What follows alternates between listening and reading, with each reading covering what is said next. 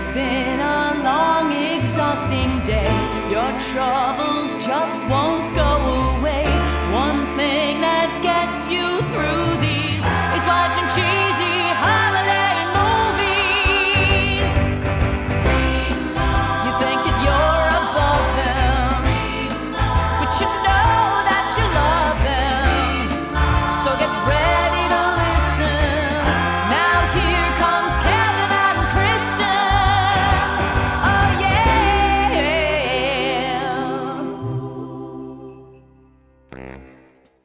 Hello and welcome to another episode of Remark. We are finally winding down. This book is almost completely full. I am one of your hosts, Kevin Regan, and with me is your other host, Kristin Finger. Hey, it's me again. Well, we got to watch yet another exciting Hallmark holiday film. We're not even going to acknowledge our hats. We're just going to plow through and just do it. So yeah. We should acknowledge the hats. Oh my God. Jill, thank you very much for sending us our exact replicas from the fabulous film Good Morning Christmas! Yeah, Jill Knapp also sings on that theme song, part of Hot Breakfast. Like, Jill has done more for the show than, definitely more than you, Kristin. I think Jill has done more than I give without to a doubt. So this week, we got to watch A Christmas Carousel. Now, something fun about this film is Kristin learned that there are carousel restoration people. So we meet Lila and her father, who have been restoring carousels their entire lives. Lila also enjoys art in her spare time with children, and in a pleasant way. She gets whisked away because her father gets a mysterious phone call from the king of Arcadia? Arcadia, but go on. Are you sure? Okay. So Arcadia University, formerly known as Beaver College, was where they got whisked away to. And if you're from the Philadelphia region, you understand that joke. All right. Kevin, I'm not quite sure why I said I'd explain this film. Should we just you're doing invite a our terrible guests on? job. Here's all you need to know. There's a carousel. It's possibly a birthday present for the king's granddaughter. We'll get into that. But speaking of not getting jokes, if you're not from Philadelphia, none of our guests are local tonight. We have from far away in Los Angeles, Patty Lin. Hi. And even further away in Manchester, we have Sean Mason and Bron Edge, our British guests. Hello. What a thrill to have just all of us representing all of the time zones at which the world can offer. Yeah, that's all there are, just these three. It's only these three. Forget about the Midwest. Those people are ridiculous. Guys, we got to watch this movie.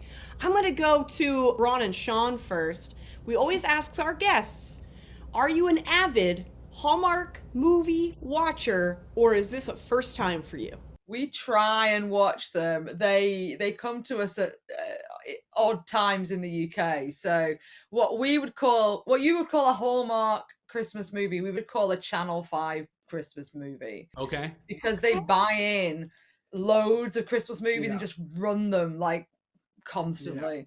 So yeah, we try and watch as many as possible, but it's not always as easy to find. And sometimes there's off-brand ones that appear on other channels. Ooh.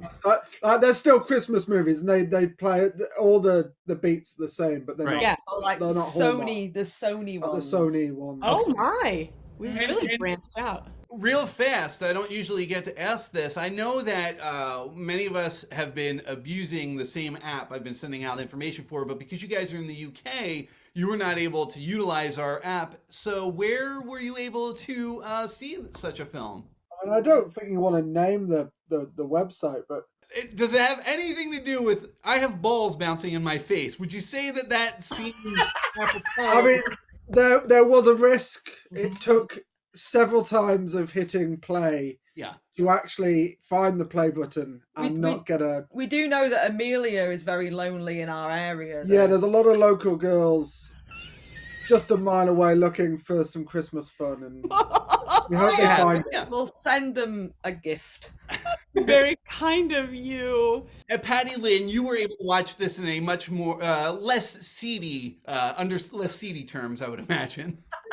Patty, are you a fan of these films? I wouldn't say I'm a fan. I've watched a few. Yeah.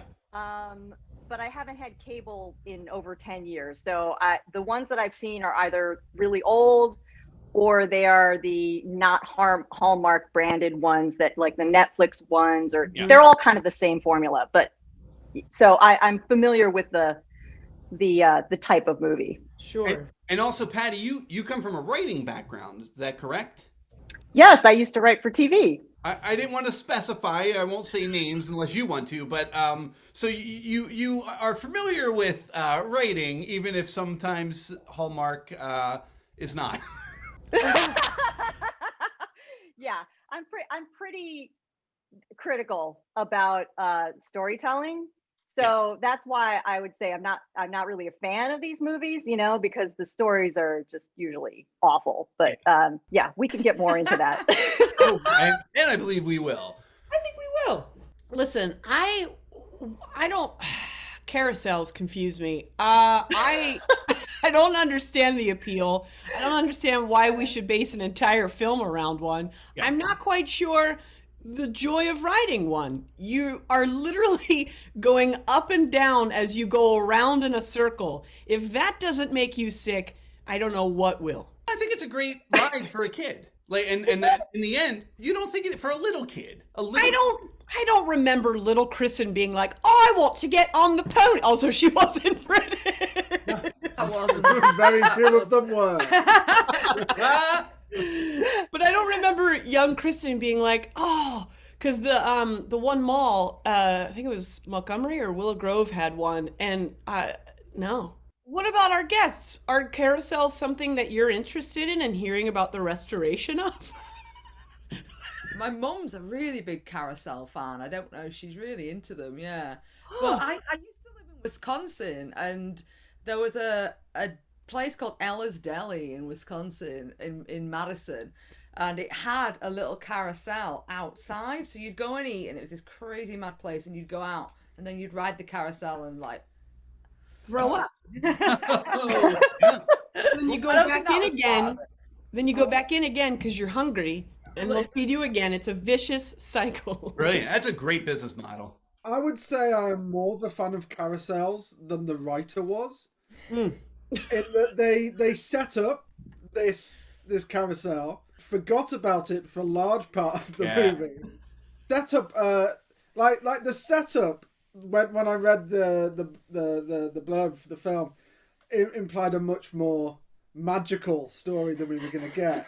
Yeah. And we set up this magical ability, and well, it started and Sean went, "There's going to be time travel."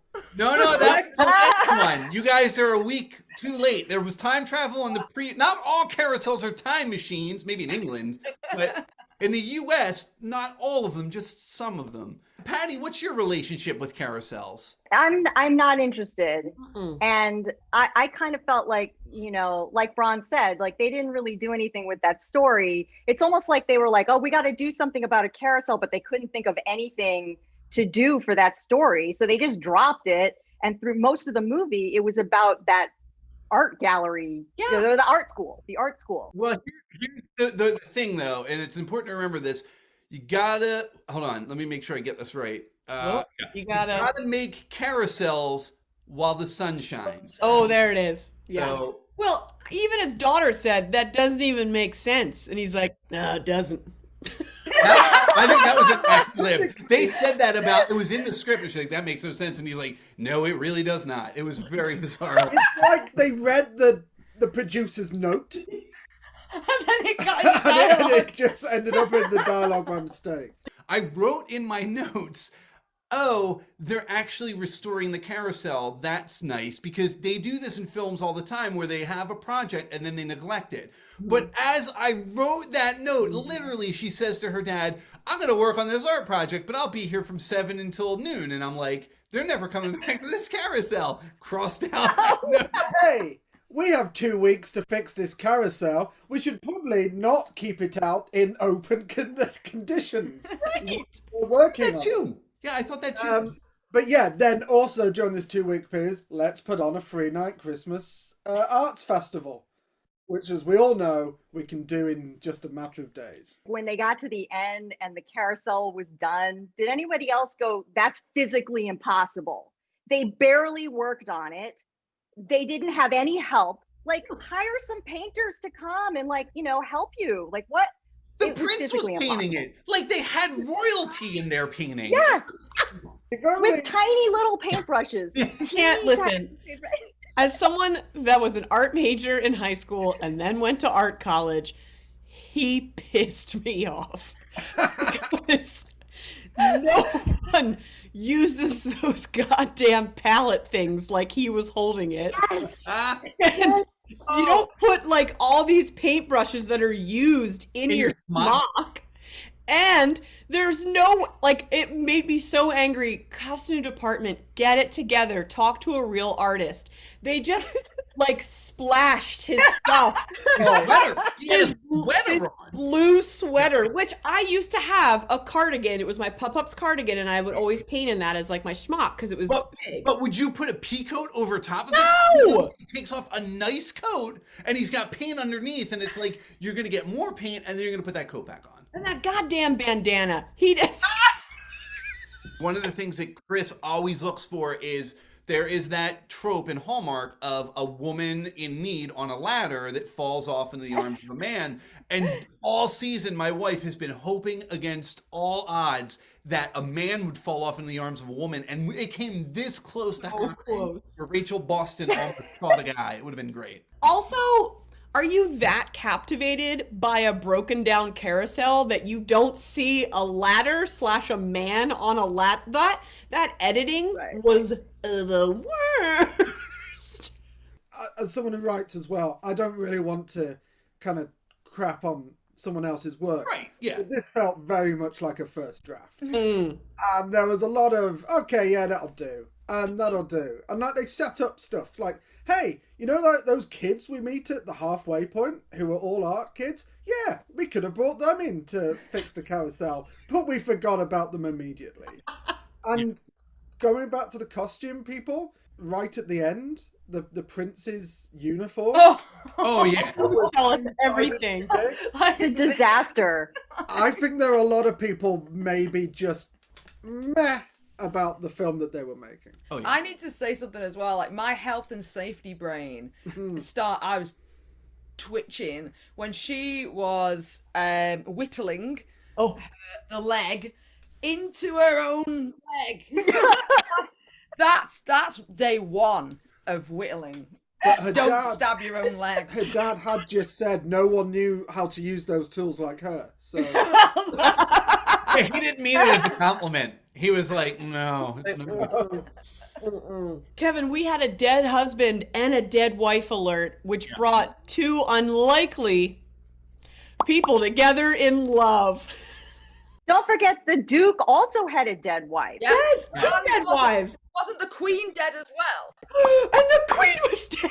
Nobody was alive. They were all ghosts in this one. So, Sean, there you go. It wasn't a time-traveling carousel. It was a ghost carousel. then I accept it. This is the best movie all year. One of the things, and I know, Chris, you wanted to talk about the accents, I found it very interesting that Heidi, she was the assistant to the king, or the I don't know what her title was. Plot device. Aid. Yeah, aid to the king. She had a very subtle British accent, and it felt the most real until she said the word, as we would say it, schedule. And then, Sean, Bron, if one of you would, how would you say that word? Schedule. Exactly. She did not say that. And I wrote it down immediately. I was like, that's not a real accent. There's no way she would have said schedule. You'll be amazed. I say schedule. Well, there's so many American pronunciations that are now just within. Yeah. I have Really? British friends who say Z instead of Z. Yeah. Oh. How do you guys pronounce the tin foil that you wrap a sandwich up in? Aluminium foil. That's the best. That's the best. Or tin foil. Or tinfoil. Or tin. Oh, right, Don't ruin it. Don't ruin it. I feel like we're playing that game that those like hookers played with the guy in Love Actually, where they're like, say table. Oh, it's the same. All right, so speaking of accents, I researched as best as possible. Hallmark does not really release all the actors that they didn't even release who played the Duke, but I looked into it as best as I could.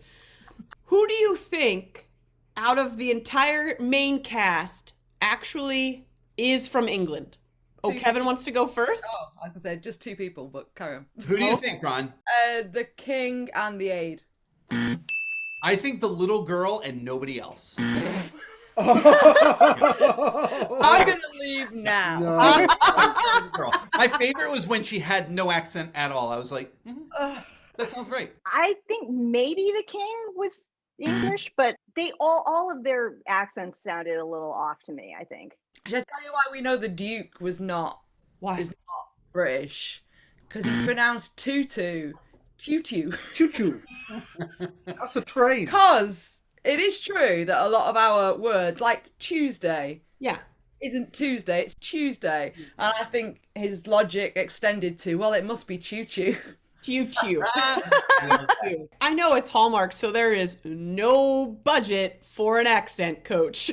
There is no budget for if they say choo-choo. Cut, wrap, that's it, that's good, it's fine. Clearly, they don't have a budget for a costumer. It was bring your own, so they're not going to hire an accent coach. Sean, unless you've already discussed this with Bron, what is your guess? I think it's definitely Heidi the Aide. She's definitely British. Because I think I've seen her in something before. And I recognised her.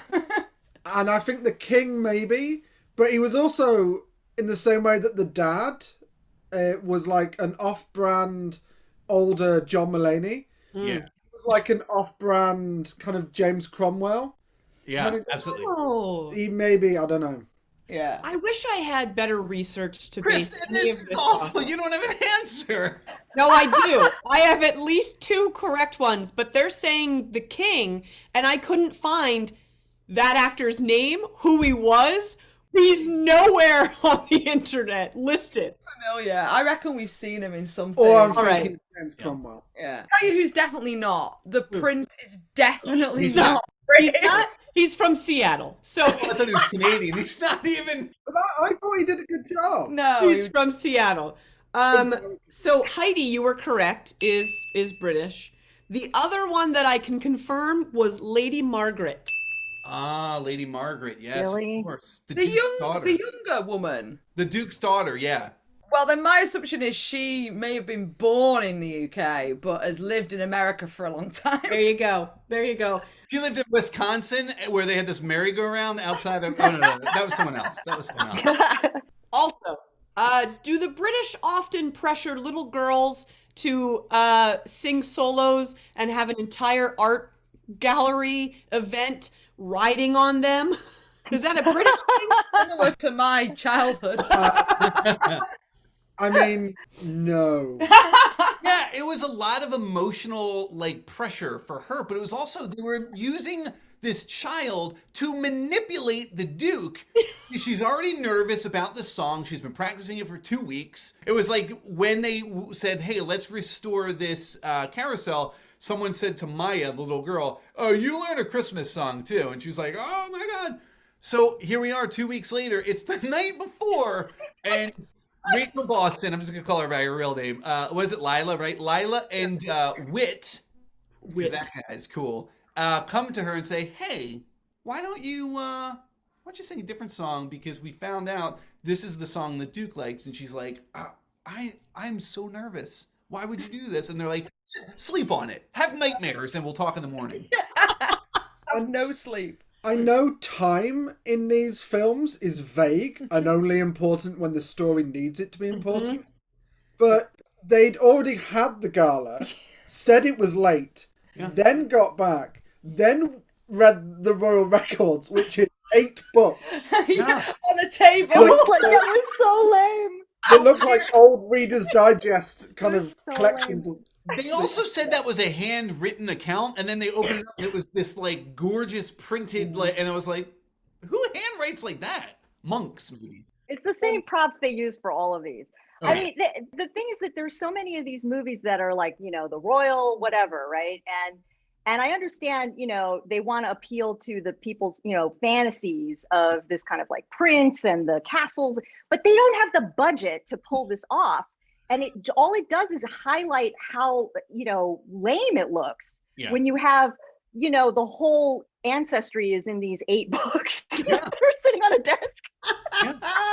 Yeah. The whole lineage is just 8 books. It's funny too, Patty. It feels like this year they only did. This was only the second royal story they did this year, and there were 40 new movies this year. There was one other, like, kind of, but not really. So there were 2 royal. But man, let me tell you, what they cut out of doing royalty this year, they absolutely went overboard on death. And Chris and I talked about it earlier on the phone.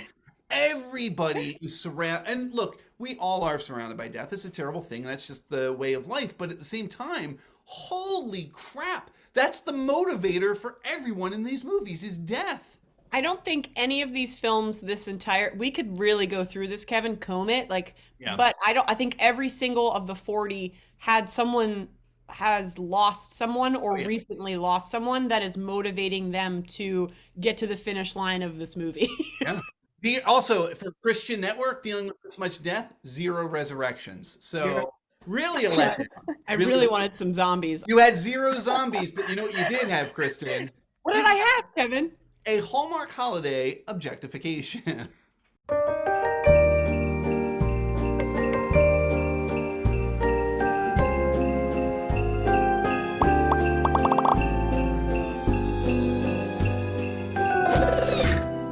We're going to objectify the male lead in this film. 1 out of 10 mistletoes. I like to base this solely off this character, what they look like, how they wear a shirt. Can they wear a pair of pants well?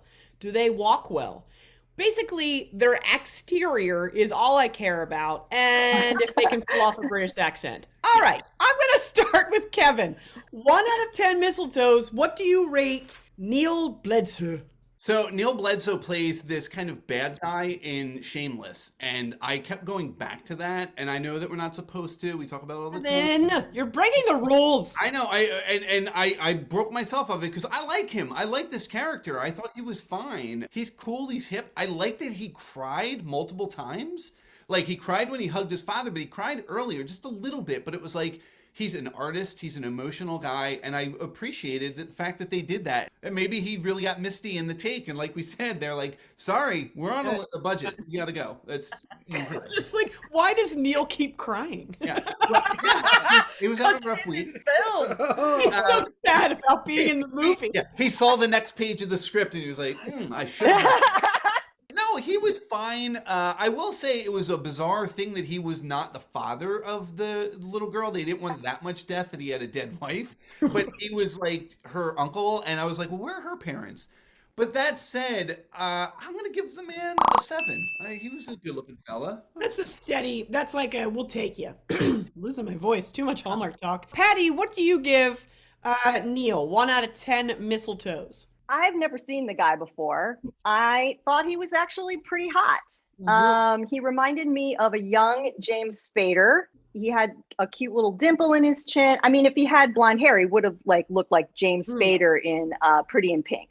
Oh, stop. That's right, step. kind of like the rich, kind of snotty guy. And I kind of wish that this character had a little bit more of that, like that it was a little edgier. Yeah. They talked about him being a playboy, but he didn't really act that way. No. So I wanted a little bit more of that bad boy edge to him. But he looked good. So I would say, I would have given him a 9, but I'm going to take off a point because he's not blonde. I've done that. If he was blonde, he would have been James Spader. And then, so I'm taking off a point for that. And then I'm also going to take off a point because even though he looked good in his suits, there was one suit that he wore where the button looked like it was going to pop off. I know it's not his fault. It's the costumer's fault. They really should have put him in a bigger jacket, but that bothered me. Yeah. So I'll take off another point for that. So I'm going to give him a 7. Nice. Kevin as well. Very nice. Sean and Bron, you can rate him individually or we can combine the score. I'll just give an overview and then you can make a decision with your own additions. Yeah. I don't know. Doesn't do it for me at all. Especially the way, just that over huge, like epaulets hanging off the side. Yeah. Too much neck, not starched enough collar in that last scene was quite irritating. The way he feeds the horse is really pathetic. You're right. And Hold your hand flat. Oh. hold your hand flat, she's doing this. He's like, yeah, that's right. And then he's like, and then this other horse turns up and he's like, no, just not. It's the most awkward horse feeding scene like I've ever seen. I enjoy a beard. I'll be honest. It's a redeeming feature for me, and there was no beard. So for me, I don't know, like 3 maybe. Ooh. Yeah. All right. If we add let's see. We might be able to get a 10 out of this guy if we add the English score. All right. Sean, thoughts? I actually thought he was nice enough. He was handsome in a way. He just looked like a bloke. Yeah, that was it. He looked like, yeah, a bloke who had slightly larger ears, and they'd cast him as like they've seen The Crown, they've seen a young, sexy Prince Charles, and they're like, Right. we'll have some of that. Yeah. Yeah. We're familiar with Prince Charles now, and no. No, I agree. No. Like- That's like rumours. No. We're familiar with familiar. Prince Charles. We don't want that out. He was fine. I was gonna go like a 5, All right. Let's split the difference. but Oh. I love that they not only had the half ladder falling off earlier, they also were self-aware enough to reference it at the end of the film. Yeah. The way he delivered that line It was so creepy. Creepy. I'm knocking him down to a 4. What? Wow. So a 7. We got an English 7. All No, right. split the difference. 3.5. 3.5. Okay, we can do that too. Give it as 1. Mine isn't very far off, because okay, moves a bit stiff. All right, the one scene, his collar was too open. It was like Rude. That's Dracula, and I was like, what is that? He has a very creepy laugh. There was one point where he was like, and I didn't like it. He also looks identical to a guy that I went to acting school with in 2000, and he was a male escort. That's how I met him, and that's how he made money. It was making good acting money and male escorting money. Anyway, I gave this guy a 5 because I didn't think he carried the accent well, and if you're gonna be British, you better goddamn have a goddamn British accent. If you don't sound like Tom Hiddleston, I'm out. We're all out. All right, so 5. That's not bad. Yes, his accent was so fake. But I think he was having fun with it. Like I thought he was actually pretty funny. And the 4 times that I laughed during this movie were almost all because he was funny. Yeah. Like the point when at the very end, you know, when Lila and her dad are like speeding off to go to the airport, I guess, without any luggage, and they're in their evening clothes. Yeah. And the prince comes running out to chase her. He does this like slapsticky run where his arms are flailing, and I died. He knew that this was ridiculous, and I think he was playing that up. Yeah. Maybe I'm giving him more credit than he deserves, but I found him funny. He got sillier throughout the film. I like the looser him, which is why he got the 5, sadly. I like the guy. I just don't think he's like a happily forever after. He's a good mate. Yeah. Yeah. He did say he was friends with a lot of women. I took that. He never I met took him them. at his word. I think that was totally fine. Chris, this wasn't the only movie that we watched this weekend. There was also a great movie. I mean, there was also a movie called The Christmas Project Wish? The Christmas Wish Project? Project? I don't know, but thankfully, maybe Shannon and Aubrie figured out what even the mystery of the title was. Let's check it out.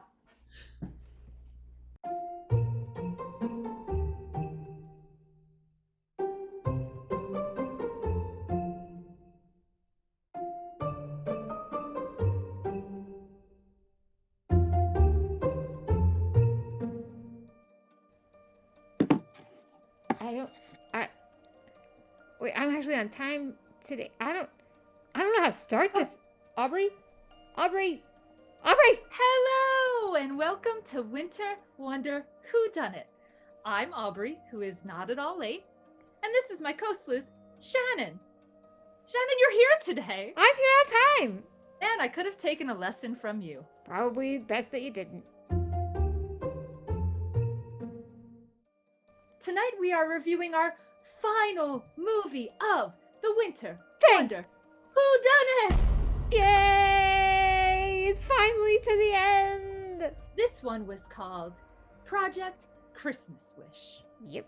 So Lucy runs Project Christmas Wish, which is a terrible name for a company. Although, I guess in reality, it's not a terrible name, except that they just stole it from, what's the thing where, like, the cancer kids get stuff? Make-A-Wish. Yeah, she stole it from that. So she runs Christmas Project Make-A-Wish every Christmas. And when a girl named Max hears her on the radio, which, by the way, who's advertising on that radio station? I have so many questions about that radio station. Probably Balsam Hill, if we're being Probably honest. Balsam Hill. Actually, now that you mention it, you're 100% correct. So when a girl named Max hears her on Balsam Hill radio, she's determined to get to her and ask her for a Christmas wish just like the one she had before her mom died.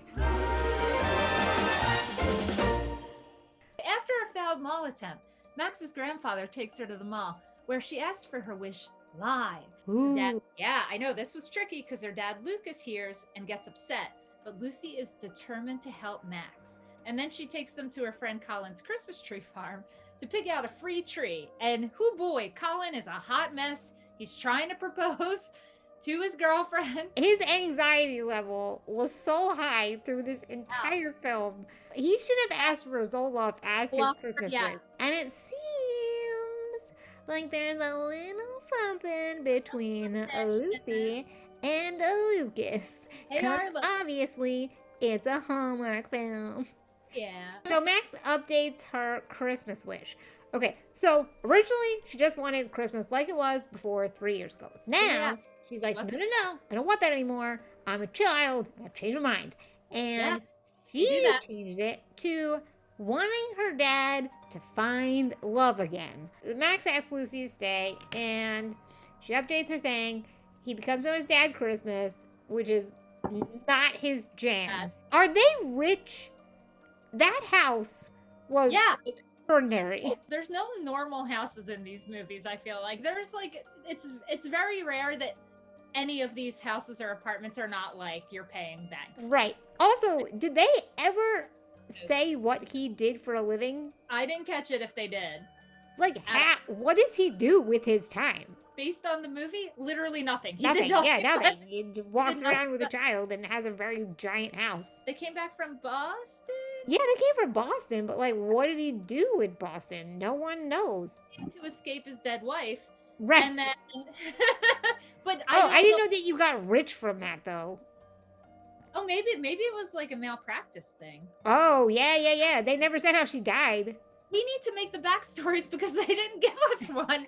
So we're going with malpractice. Lucy decides to make a singles mixer where all the single people in the town can come and do Christmassy things. XA, like make Ayo, super like, sexy times. So when Lucas and Lucy are hanging out, he asks what Lucy's wish is. So Lucy realizes that after her dad died, she avoided the things they loved to do together. And so she brings the gingerbread playhouse that her dad and her used to build to Max. So she can do it with Max and Lucas, and they all grow closer while putting up this giant cardboard that looks pristine. Like, there's no way that thing was from her childhood. Not only was it not from her childhood, it was like plastic. It was like those. I had one when I was a kid. It was plastic. It was Sesame Street house. It was awesome. Oh, yeah. Probably the same size as that. But there's no way it would have looked good still. Especially if she was avoiding the memory of her father. That would have been like in an attic, in a basement, moldy. I love how they were just carrying icing pieces to decorate the roof. Like, it was a normal thing. Like, people watching, has anyone ever seen a house like this? or like seen it sold anywhere. Like, I don't think these exist except for the props and costumes people made these. Someone had to make that. Someone Yeah. from Hallmark props department had to make that house. And then they're like sitting outside and he goes, "Oh, can I kiss you?" And she was like, "Yeah." And then they do. And then he's like, no. And so he gets up and he's like, "I gotta go." And she's like, "I guess I'll leave." And he's like, "Good." And then he's like, "Ugh." And then they walk in the same direction, which I laughed so hard. He doesn't want to replace his wife with a new wife, but he is living off her malpractice money. So, I mean, honestly, God wink. I think he made out. In the end, Colin like low-key proposes to his girlfriend after they drag a snow machine in, and then Lucas, who had gotten Lucy's Christmas wish wrong before because Max said like that wasn't her Christmas wish, and so he got the wish right and helped her mom and Max and Lucas in the town helped her to make Project Wish a nonprofit and make it a year-round thing so she could do this all year round and help people all the time, which is a really sweet thing. So kudos to Lucas for like doing that, because that's like a really thoughtful thing. It's a really weird thing to reveal at a big like town holiday party though. Yeah. Also, like forcing a business on someone, like even if you know it's what they want, like making it like a 501c3 or whatever you had to do. You had to fill out a lot of paperwork. How do you know her social security number? Well, that's where her mom came in, I bet. Oh, okay. No, Hands that's down. fair. That's a good point. Yeah. So after that move, obviously Lucy falls in love with Lucas, although she had been arguably in love with him the whole time. And they become one big happy family. Everything's okay. We're at the end of our final movie on the Hallmark Movies and Mysteries channel, which had 0 mysteries. No mysteries. Zero mysteries. No mysteries. No Come on. mystery. Because we're so mad that there is no mysteries. Why was there not a mystery? We're gonna guess what we think the mysteries were. Shannon, what do you think the mystery could be? I need to know how that radio station stays afloat and how that guy, his full-time job is to be a radio DJ on this radio station, which I have to also say doesn't seem to do anything else. Do they play music? Do they have other guests? Do they do anything besides be sponsored by Balsam Hill? I need the backstory of this radio station. I have a theory for this one. The guy who owns the radio station, it was his make-a-wish to just have a radio station fully funded. That was his Christmas project, Make-A-Wish? That was his Christmas project wish. Oh, that's really smart. Aubrey, what do you think the mystery is? I think the true mystery is the Christmas horse really Lil Sebastian? We did it, Aubrey! Shan, does this mean we give up our sleuthing hats? We never give up our sleuthing hats. You're right. There's no quitting in sleuthing. And guys, guess what? Don't tune in next week, because we won't be solving another Winter Wonder Whodunit. Happy holidays! Oh, they did it! Woo! Solved. I'm exhausted. They must be exhausted from solving that mystery. That was a doozy. You know what else can be exhausting, Kristin? Objectifying dudes. I love objectifying dudes. We're gonna rate Dinkleberry. What's his name? Travis Van Winkle. Travis Van Winkle would be the name. That out right? Travis Van Dinkle. 1 out of 10. You know the story Rip Van Winkle, right? This is his son, Travis. Oh, that Van Winkle. This is Travis Van Winkle. We're gonna rate him 1 out of 10 mistletoes. Kevin, hit us. Yeah, so I didn't care. It's again, they did the same thing. Here's the guy who doesn't have the wife. This is another, we talk about it in this episode. There's too much death this year, man. And not that anybody could have predicted what 2020 would look like. At the same time, read the room regardless. Like, people are going to be dying. You don't need to have death in every single one of these movies. The other D word is just fine, divorce. Maybe stop putting kids in, and you don't need to have the mother or father with a kid. Come up with another concept. And I don't mean to take that out on Travis Van Winkle, because that's not on him. But that said, the character to me was very boring, very blah. Like, he's got the daughter who's cute, wants her dad to be happy, wants to celebrate Christmas again. He's miserable. It's been 3 years. I'm not saying get over it, but I'm just saying it's been 3 years and you're neglecting your daughter. She goes on a radio show and is like, I want my dad to love Christmas again. Which I think she was really saying, I want dad to love me again. Yeah, right? It was a cry for help. But like, then dad gets mad at, not her, which that's the only thing to his credit, but he gets mad at her grandfather. He's like, you shouldn't have done that. He gets mad at the radio host. No, he didn't get mad at the host. He got mad at the woman. The host, he didn't get mad at all. That's what I mean. That woman. Oh, yeah. That guy would have kicked his ass. So, that guy would have drop kicked him in a second. He had no time for that. Although it was his fault, because he's the one who goes, do you want to do it on the air? And it's We're on the show. It's not a good idea. All that said, this is literally called the Kristin Finger Take 'Em or Leave 'Em 5. It is. It's take 'em or leave 'em. Listen, his hair was cleaner than Ian Bailey's, but for some reason I like Ian Bailey's curly hair better.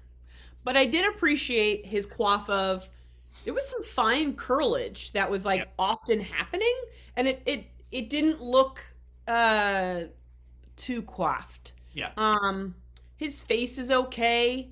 I didn't really even look at him. I was just completely uninterested in him.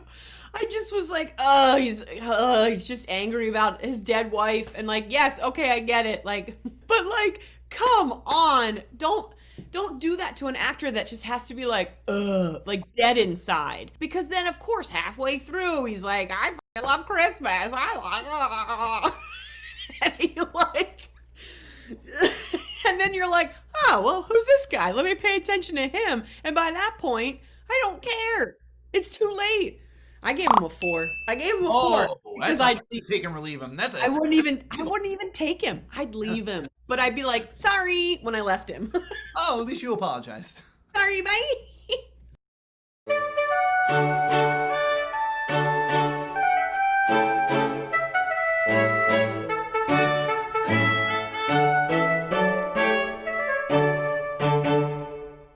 Though decorative in nature, some rules hast been bestowed upon the festive botanical known as mistletoe.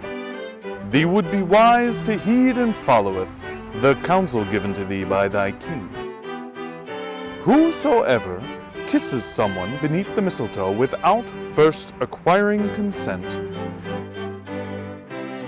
shall be convicted of simple assault and placed in the stocks for no less than a fortnight, and whipped thricely upon the shoulders. I wisheth thee the blessings of a Merry Christmas and the happiest of future days.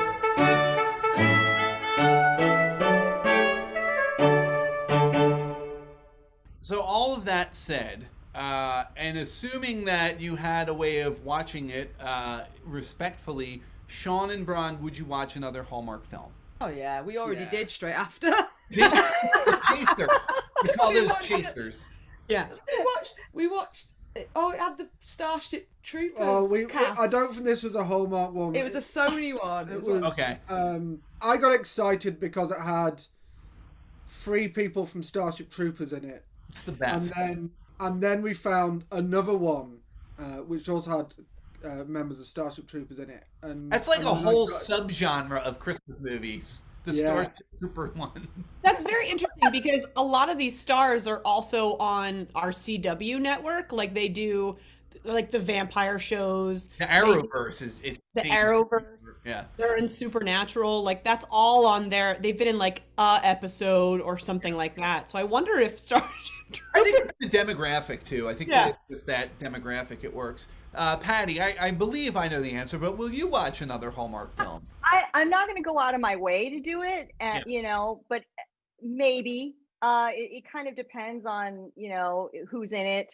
If the plot sounds vaguely interesting, but yeah, it's there. It's at the bottom of my list. I have a question though. Do you like if I said the name Tyler Hines to you, would you watch one with him because it's Tyler Hines? Because you seem like you're so into him. I gotta see this guy, but I don't know him from Adam. Like I have no idea who he is. Bron and Patty and Sean, he has a beard. So Sometimes, not always. they should leave him with the beard. At first they didn't know what to do with him, but now they're like, oh, the ladies want him to have a beard. Okay. Oh, is it like when Riker? Yeah, is it the Riker thing? Yeah, there we go. Kristin sent so many emails to Hallmark's like head office. They will not put him in a movie without a beard because it's just not worth it to them. They're like, forget it. It's just not worth it. Patty, what can we plug for you? I like to sew, and I normally make clothes, but like since the pandemic started, I've been making masks. So like here's one for Christmas. Oh. Here's my baby Yoda. Oh, that's a great one. Patty, I'm ordering that one. I claim it already. So I don't have a website, but you can look at my designs on Instagram at Patty Lin Sewing. And if you're interested in buying one, just DM me and I'll send you more information. I have one of your masks, Patty, because Jill, who gave me this hat, gave me one of your masks. It's without a doubt. If you were here, I would say it. If you're not here, it is without a doubt the best mask I have for various reasons. But it's the spaceman. It's the blue one with the spaceman on it. Okay. And yeah. my glasses never, ever, and I just realized that this is the first episode I did not wear my red glasses by accident, but they never fog up, ever. Because I put a wire, a nose wire love right it. here that really stays. And that's how you keep from fogging your glasses. I'm going to go on record and say, first of all, that Baby Yoda one is mine. But also, if you email Kevin and I that you want a mask, nope, I shouldn't do that. But I'll pay for one person's mask. Not first person. If you email remarktheshow@gmail.com, Kristin will work that out. Before we go broke, Bron and Sean, is there anything that Kristin can buy from you? It's probably worth saying Comedy Sports UK doing 2 shows a week on YouTube. That's CSZ UK. But we also should plug our own thing. We're doing a web series at the moment called Going Coastal. And if you put in, we don't have enough subscribers to change our URL yet. But if you put into YouTube, people talk going coastal, you'll find the series. We just released our Christmas special today. Oh, It's cool. a very specific parody of a British TV show that may not have been shown There's on BBC some America. very, very bad language and some awful Scottish accents as well. Are you saying you don't think the America has stolen that idea yet? And I'm sure it already. we will. We will. We will. Immediately. Oh, that's great. Awesome. We'll check that out. And like Chris said, you can email us at remarktheshow@gmail.com. We are winding down the season. Obviously, once the Christmas episodes end, there are more Hallmark movies, but we got things to do. So we might pop in from time to time, but you can always reach out to us, email us, and we'll keep that communication going. So Yeah. Thank you guys so much for tuning in oddly at Manchester time and oddly in the middle of the day in LA. yeah, It's the solstice, so it's already dark here, but it's it's already tomorrow. it's tomorrow.